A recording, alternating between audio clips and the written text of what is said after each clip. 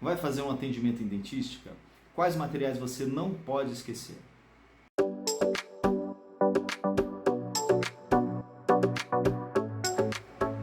Olá, bem-vindo então mais uma vez a você que já acompanha o canal Dr. Ricardo Esgura, você que é novo também nesse canal.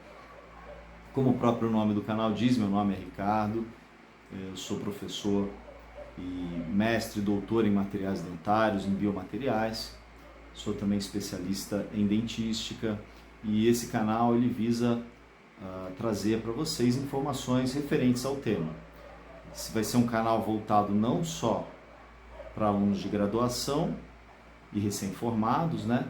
Mas eventualmente algumas das informações presentes aqui pode ajudar você também que já está em clínica há algum tempo, já vem trabalhando há algum tempo com a odontologia. Aliás, eu espero que isso aconteça, né? Que a gente possa trazer informações novas ou uma ou outra dica pertinente, até mesmo aqueles que já estão há mais tempo na profissão.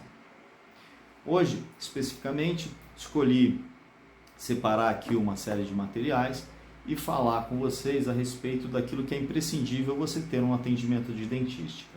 Então, a ordem dos materiais que eu vou trazer, na verdade, eu vou pegar aquilo que está à minha frente e aí eu vou comentando alguma coisa a respeito, ok? Bom, se a gente vai fazer um atendimento de dentística, obviamente que dentre os materiais que a gente vai separar, existem materiais que são de uso comum. Você vai separar uma seringa Carpuli para fazer anestesia, o anestésico, a agulha, né? Esses materiais são materiais básicos que você deve ter em qualquer atendimento odontológico.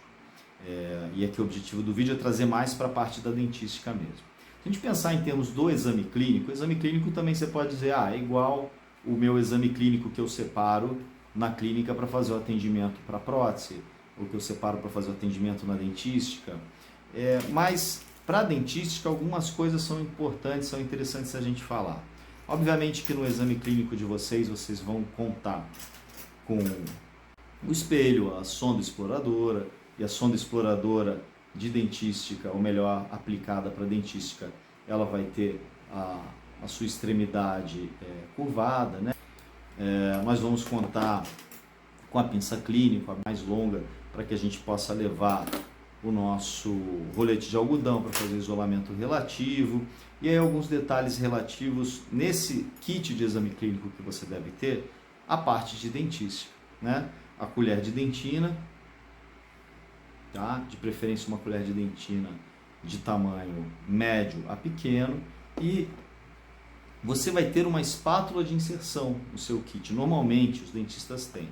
Agora, se você tiver uma espátula de inserção no seu kit, o que você deve estar atento? Que essa espátula de inserção, como o próprio nome diz, é para inserir materiais na cavidade. Geralmente você vai inserir na cavidade um cimento, né, de preferência com o uso desse tipo de espátula.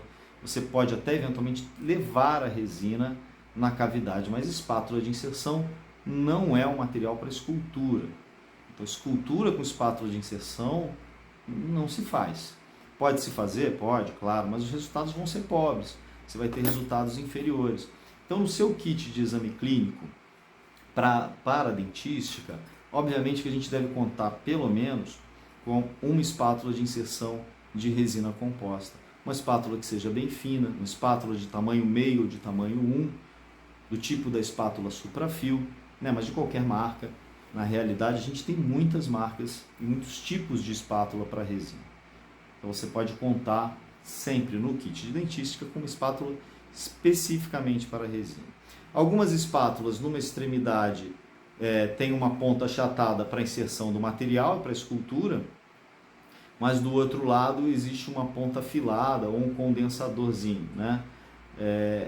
Não é o ideal. O ideal é que você tenha uma espátula que tenha os dois lados achatados para você fazer escultura das proximais também. Okay? Então, uma espátula fina de escultura, uma espátula fina de resina composta. Em outros vídeos eu vou falar a respeito especificamente de cada um desses materiais. A gente pode ficar falando só de espátula de resina, né?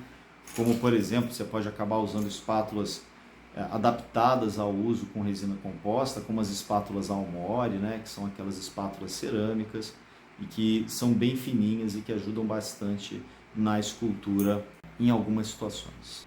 Joia?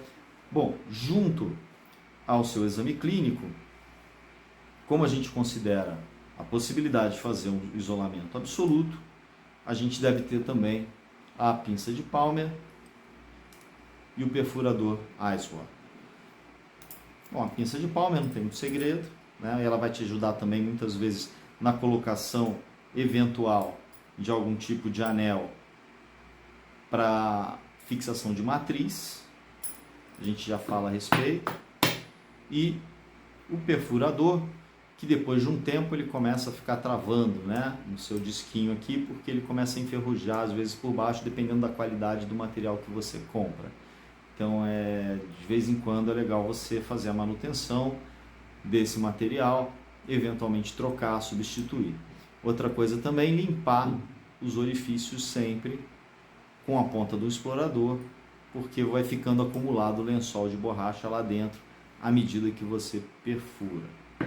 Bom, falei do isolamento absoluto, então a gente tem que ter um lençol de borracha, né? Um lençolzinho de borracha. Eu não vou ficar falando aqui de marca, né? Apesar que não teria tanto problema, mas um lençolzinho de borracha para você colocar, para você fazer seu isolamento. Lençol de borracha, além de que algumas marcas são melhores no sentido de rasgar menos do que outras, existe também uma questão que é o tempo de validade. O pessoal não dá importância para isso, compra uma caixinha de lençol de borracha às vezes no primeiro, segundo ano da faculdade, e vai querer usar depois de 2 anos de formado, e aquilo ali obviamente vai rasgar sempre, porque a borracha ela também tem a sua validade, né? Então tem que estar atento a isso.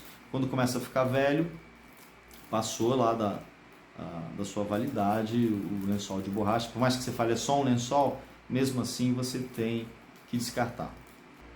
Falamos agora há pouco de isolamento, a gente não pode esquecer que para o nosso isolamento absoluto, o arco indicado de dentística não é o de Otsby, é o de Young, né, que é esse arquinho aberto. Normalmente ele de metal vai ser mais fácil de usar, ele fininho assim de metal, ele é melhor para o uso. Bom, nem sempre nós vamos fazer um isolamento absoluto.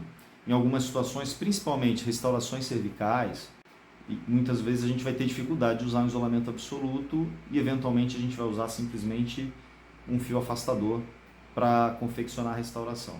E se for esse o caso do uso de um fio afastador, a gente deve ter um fio afastador, ou melhor, fios afastadores de vários tamanhos.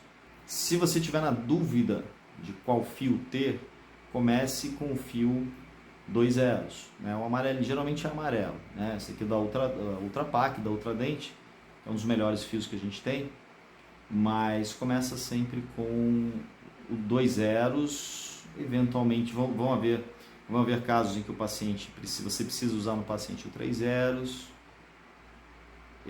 um zero já é mais difícil usar e assim por diante. Quanto mais grosso, né, vai ficando mais difícil se usar. Normalmente a gente trabalha com essas numerações 2 zeros, 3 zeros, para essas lesões cervicais, para conseguir restaurar as lesões cervicais. Sempre acompanhado também de um hemostático, um agente hemostático, para que a gente use e aplique corretamente o fio. Pensado isso, a gente deve conceber que a gente vai fazer, após o isolamento, a confecção da cavidade usando os motores, então alta, baixa rotação, obviamente, que a gente deve ter, mas a gente deve ter também as pontas diamantadas e pontas carbide ou pontas esféricas carbide para remoção de tecido cariado. As pontas diamantadas, o ideal é que a gente tenha uma numeração bastante variada, porque depende do tamanho da cavidade e a gente vai sempre usar a maior ponta que caiba dentro daquela cavidade que você está confeccionando. Então você vai começar provavelmente com uma ponta mais fina e depois você vai passar para pontas mais largas, pontas mais calibrosas. Então as pontas esféricas em geral, se a gente pensar na 1012, 1013, 1014, 1016, é interessante a gente ter essas pontas diamantadas e em relação às carbides também várias numerações, 1, 2, 3, 4. E uma das coisas que eu acho importantíssimo a gente ter e separar para a clínica de dentística é que nem sempre a gente vai ter a numeração, por exemplo, de uma carbide naquele momento para fazer remoção de tecido cariado em baixa rotação, né? Então é muito importante isso, a gente vai ter um vídeo também discutindo isso, em que o primeiro acesso ele é feito com alta rotação. Depois, o ideal é que você passe por baixa rotação para você ter maior controle da remoção do tecido cariado. E às vezes, você não tem uma carbide que sirva naquela cavidade que você está fazendo. Então, para isso, é importantíssimo essa coisinha aqui, esse dispositivozinho aqui. Isso aqui é um adaptadorzinho, um adaptador da ponta de alta rotação para o baixa rotação. Eu não sei como muita gente consegue fazer clínica sem isso, porque é imprescindível. O uso é muito frequente, tá? Para a gente poder fazer o uso de algumas pontas esféricas, às vezes um pouco maiores ou um pouco menores, que a gente só tem para alta, para passar para o baixa rotação. E por mais que seja melhor usar a carbide naquelas situações, a gente pode adaptar até mesmo uma diamantada para o baixa rotação para fazer a limpeza das paredes da cavidade e remoção de tecido cariado. Bom, você vai fazer a sua restauração que vai se basear em proteção ou não do complexo dentino pulpar usando um cimento, eventualmente você usa um cimento, mas pode ser o próprio sistema adesivo que vai fazer a proteção do complexo dentino pulpar. É interessante que a gente tenha separado sempre junto com a gente um aplicativo como a seringa Centrix. Eventualmente aqui na ponta tem uma resina composta, né? Porque a gente pode usar também a seringa Centrix para fazer a aplicação de resina composta, mas para aplicar os cimentos mesmo que a gente pode manipular, em especial o ionômero de vidro, que é muito mais fácil usar o ionômero de vidro com uma seringa Centrix. O que mais nós podemos contar? Bom, existem profissionais que além daquelas espátulas que a gente falou, aquelas espátulas metálicas específicas para resina, gostam também das espátulas de silicone. Então você pode separar também uma espátula de silicone para uso. E a gente pode separar também, para facilitar a escultura em dentes anteriores, pincéis de ponta achatada, de ponta chata, né? Pincéis de ponta chata para os dentes anteriores, para espalhamento da resina composta. Material de condicionamento ácido, material que você vai iniciar a sua restauração. Então, ácido fosfórico e sistema adesivo, que se você for um aluno de graduação, normalmente a faculdade vai ceder. E mesmo que você tenha adesivos universais, aqui eu estou na mão com adesivos universais, né? Você vai necessitar do ácido para fazer condicionamento em esmalte, condicionamento seletivo, baseado na sua escolha de cor. Vai fazer a escolha de cor antes do isolamento absoluto, né? E você vai contar com resinas então que você está acostumado a usar, tanto as resinas convencionais quanto as resinas do tipo bulk, que são muito interessantes em algumas situações nos dentes posteriores. Uma coisa que pode parecer uma besteira, mas que a gente não deve esquecer: gaze. Para quê? Eu limpo o meu instrumental o tempo inteiro para conseguir fazer escultura, senão eu não consigo esculpir nada. A hora que eu tocar com o meu material sujo de resina para fazer uma nova aplicação de resina ou para tentar dar o formato do dente, a resina vai grudar e eu vou puxar ela para fora da cavidade.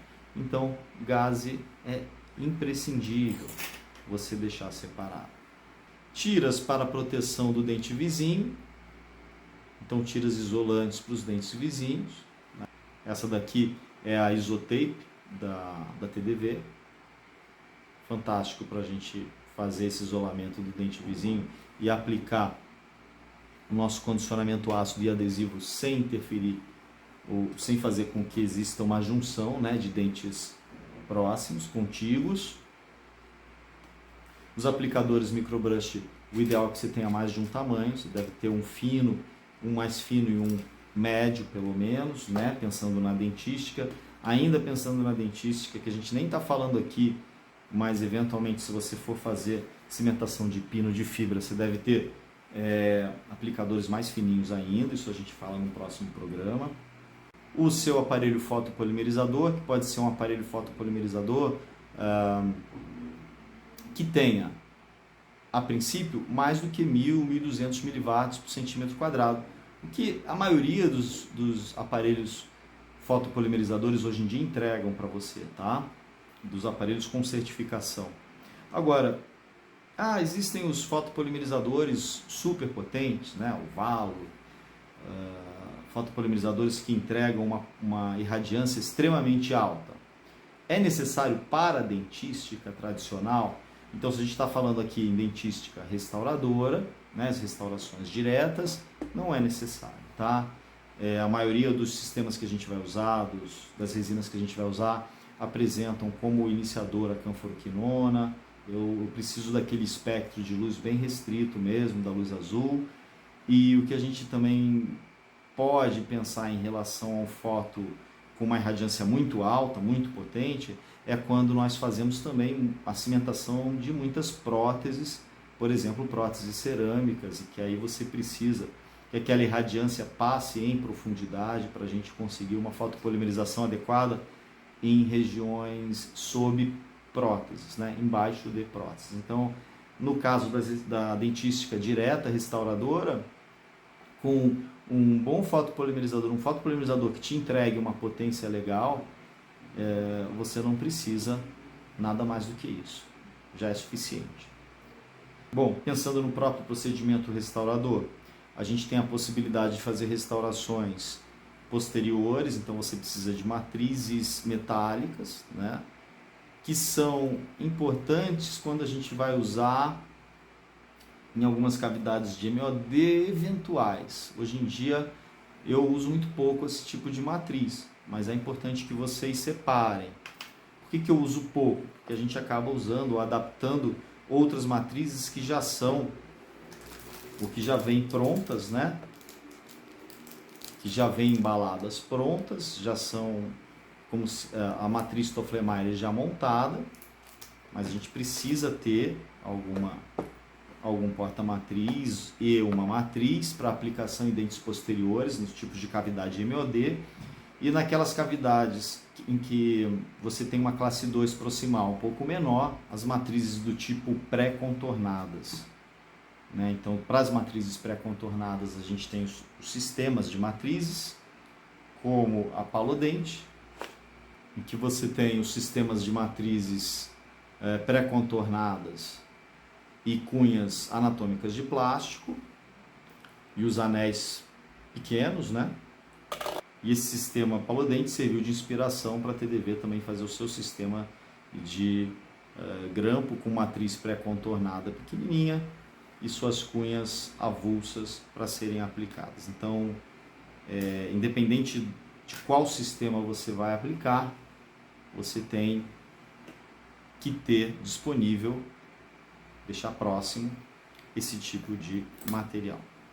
Alguns outros materiais, fio dental, tanto para o isolamento quanto para conferir o contato proximal durante ao final da restauração, papel carbono, para que você possa conferir os pontos de contato da restauração, lixinha interproximal de poliéster, para você fazer o acabamento proximal, pontinhas diamantadas da série dourada, para você fazer o acabamento da resina composta em vários formatos, né? É fundamental ter o formato de pera e algumas com formato tronco cônico, a matriz de poliéster transparente para as restaurações anteriores, também bastante importante, uma tesoura para cortar essas matrizes.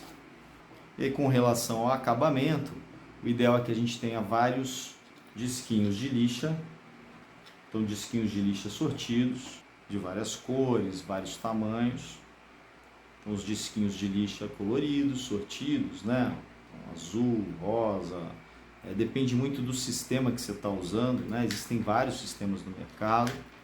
Pontas emborrachadas também para polimento. As espirais, que hoje em dia não dá para ficar sem elas em clínica, né? As espirais emborrachadas também pré-impregnadas. ou eventualmente algum aluno, você mesmo tem o seu próprio kitzinho já com todas as pontas, borrachas, taças prontas para aplicar.